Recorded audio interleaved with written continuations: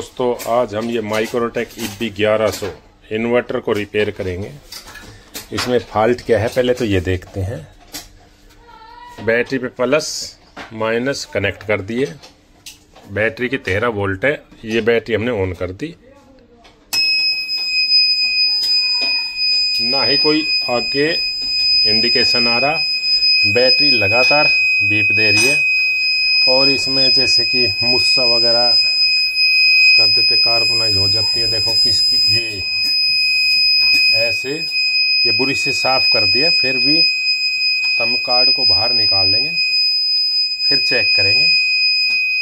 ये हमने heat sink से ये वायर खोल लिया है, इसको बिल्कुल बाहर कर लिया अलग से।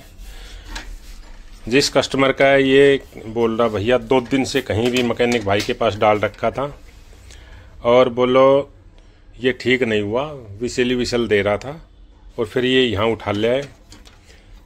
मैंने उसको टाइम नहीं था तो मैं भाई आज नहीं हो पाएगा, फिर भी अब लेट टाइम लगे है तो पहले इसको वॉश कर लेता हूँ। ऐसा क्या फॉल्ट है जो इसमें हो नहीं रहा, तो इसको देखेंगे। पहले इसको क्लीन करा लेता हूँ मैं। हमने इस ट्रांसफार्मर को निकाल दिया है, क्योंकि इसको क्लीन करेंगे वॉश करेंगे तो इसमें पानी ना जाए ताकि ख़राब ना हो। अब इसको वॉश करते हैं। ये पहले वॉश करा, इसको पहले इसको कर दे। हाँ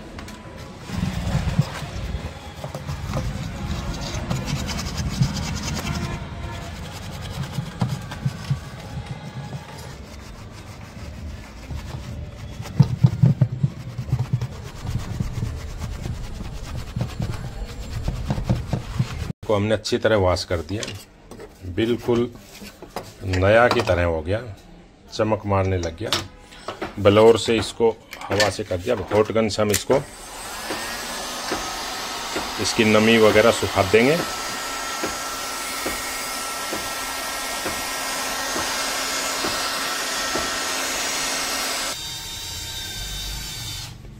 LED लगा दिए, ट्रांसफार्मर हमने लगा दिया है, बिल्कुल चेक कर लिया था, ट्रांसफार्मर सही था बिल्कुल। अब हम इसमें सप्लाई, ये है हमारी 11 वोल्ट, ये 12 साढ़े 12 वोल्ट दे दिए। ना ही कोई बीप आ रही है, ना ही मतलब इसमें ओनली बीप आ रही है, LED कोई ग्लो नहीं कर रही। इस पे मैंने ये लगा दिया ताकि आवाज़ कम करे। इसकी वोल्ट चेक करेंगे अभी। वोल्ट चेक करने से पहले मैं इसका वोल्ट मेन बता देता हूँ। यहाँ पे बैटरी की नेगेटिव, यहाँ पॉजिटिव, यहाँ पॉजिटिव लगने, यहाँ 2 डायोड है 4007, एक यहाँ पे आया, एक यहाँ पे। ये 78.5, यहाँ 12 वोल्ट हो गई, ये 78.5 जो माइक्रो IC हो गई। ये आगे रेजिस्टेंस और डिवाइडर बन के पिन नंबर 3 पे गई, जो बैटरी वोल्ट सेंस करती है। अब मैं इसकी वोल्ट चेक करता हूँ। मैंने इस पे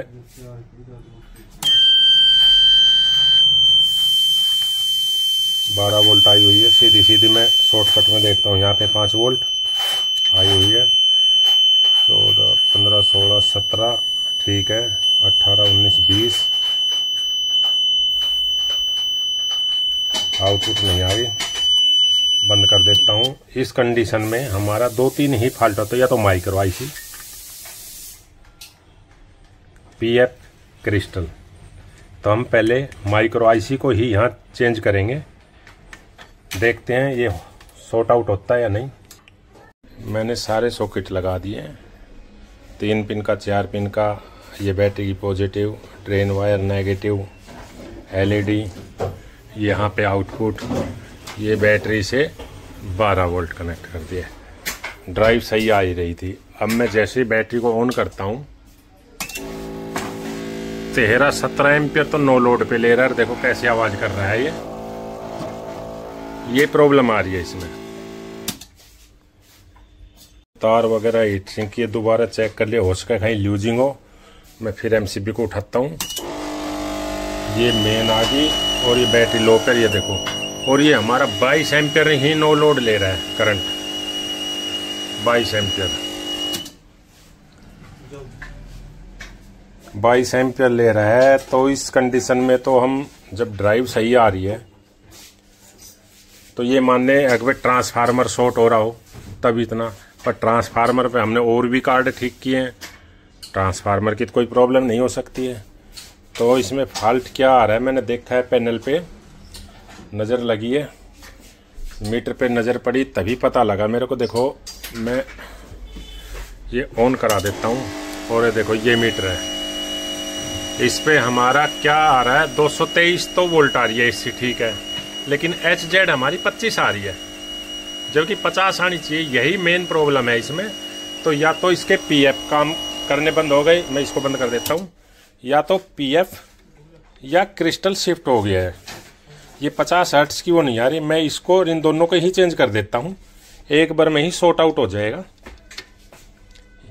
मेरी नॉलेज के हिसाब से तो इसी में दिक्कत आनी चाहिए, क्योंकि जो फ्रीक्वेंसी 25 आ रही है तो ये हो सकता है ये कोई सा काम छोड़ रहा हो या शिफ्ट हो गया हो। मैं इनको चेंज करके फिर चेक करता हूँ। मैंने बाहर निकाल लिया,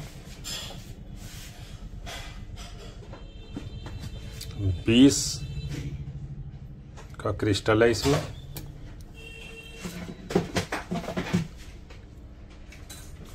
J के ये PF है, चेंज कर देंगे हम। ये मैंने 20 मेगाहर्ट्ज का क्रिस्टल और दोनों PF चेंज कर दिए हैं।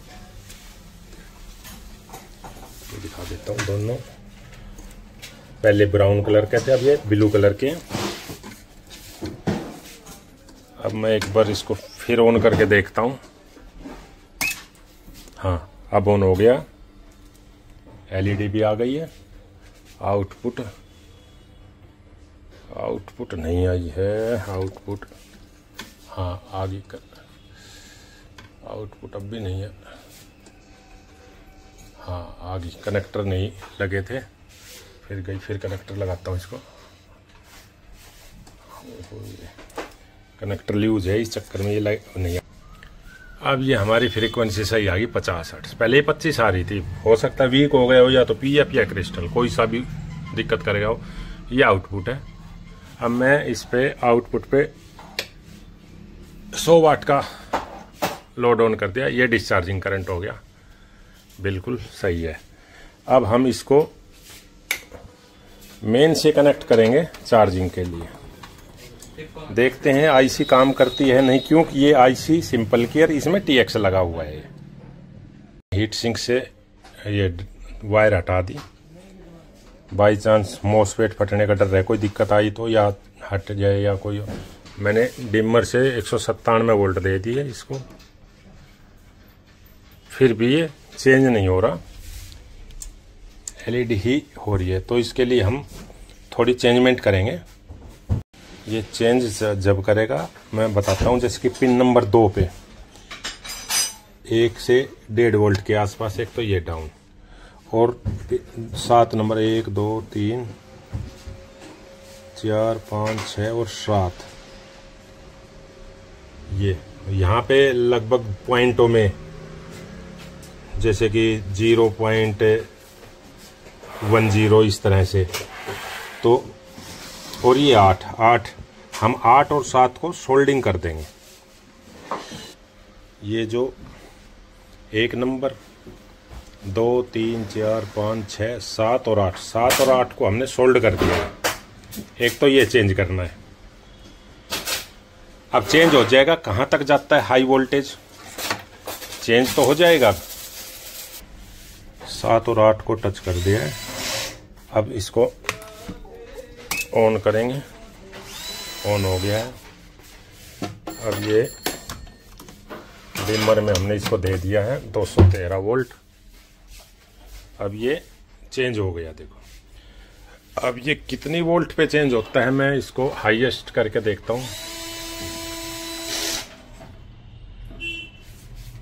70-80 ठीक है। डाउन पे कहाँ तक काम करता है, 200 190 पे भी है, मेंस पे ही है। अब ये देखो 165 पे आने के बाद ये बैटरी मोड पे चला गया। तो इसको जो 100 वोल्ट तक ये इस पे रहे तो इसके लिए हम जो ट्रांसफार्मर से आती है चेंज करेंगे। मैंने इसी रेजिस्टेंस पे 6.8 के की रेजिस्टेंस पैरेलल में लगा दी। जैसे नीचे 10 के की थी, इस पे दिखाता हूँ जूम करके।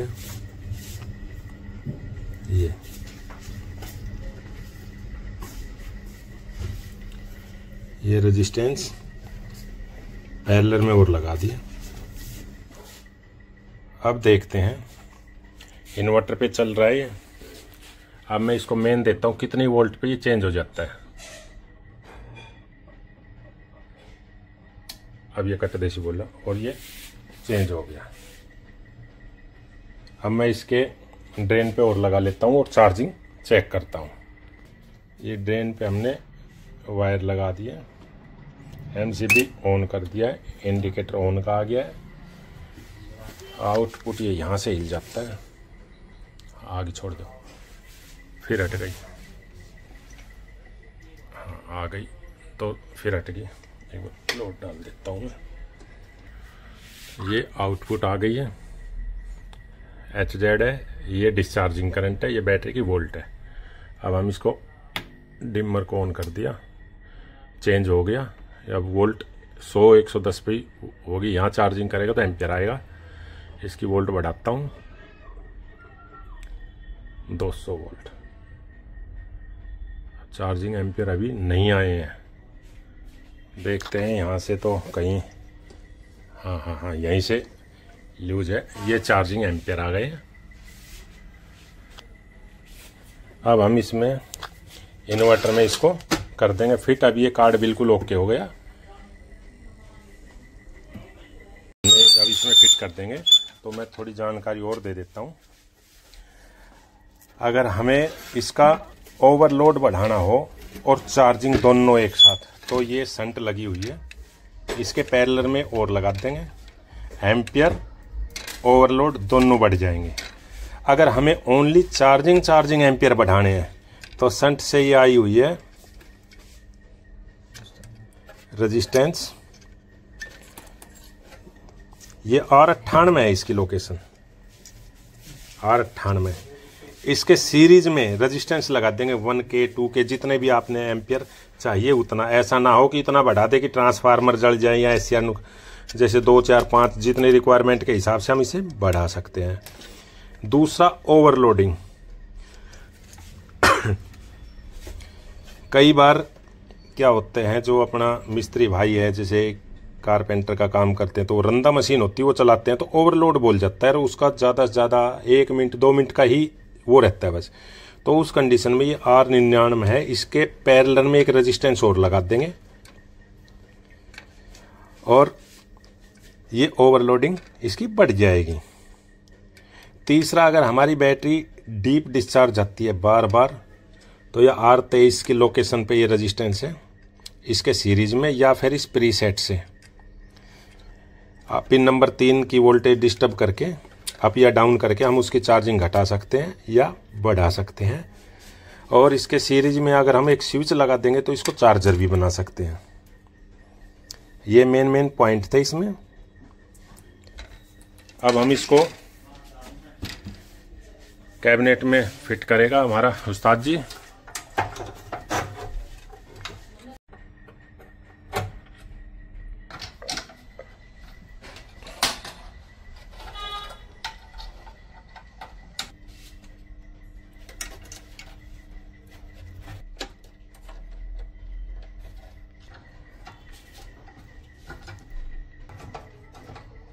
ये कंप्लीट वायर वगैरह करती है। बैटरी के नेगेटिव पॉजिटिव लगा दिए, आउटपुट लगा दिया इसमें। अब बैटरी को ऑन करेंगे। ये हमारी बैटरी की voltage, discharging current, output, HZ सभी चीज है। और यहाँ पे एक मिनट क्या हुआ? हाँ, ये तार इधर लगा दिया था गलती से। चलो, ये ऑन हो गया।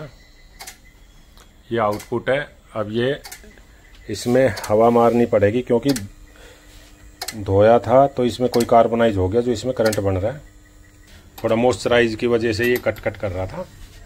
इंडिकेशन ऑन हो गया, आउटपुट आ गई, डिस्चार्जिंग ये ऑन हो गया। अब हम इस पर मेंस देंगे, डिमर से वोल्टेज चेंज हो गया है। ये चार्जिंग एम्पियर आ गए हैं, 250-55 वोल्ट दे दिया है। फैन भी ऑन हो गया है, एलईडी ब्लिंकिंग कर रही है, बिल्कुल फिट फॉर हो गया है। दोस्तों हमारी वीडियो अच्छी लगे तो लाइक करें, शेयर करें, सब्सक्राइब करें, कमेंट करें। हमारी वीडियो शुरू से लेके आखिर तक देखें। स्किप करने से बहुत इम्पोर्टेंट पार्ट्स छूट जाते हैं। हम अपने YouTube चैनल पर नॉलेजफुल वीडियो रिपेयर से संबंधित डालते रहते हैं। हमारी वीडियो देखने के लिए धन्यवाद। जय हिंद, जय भारत।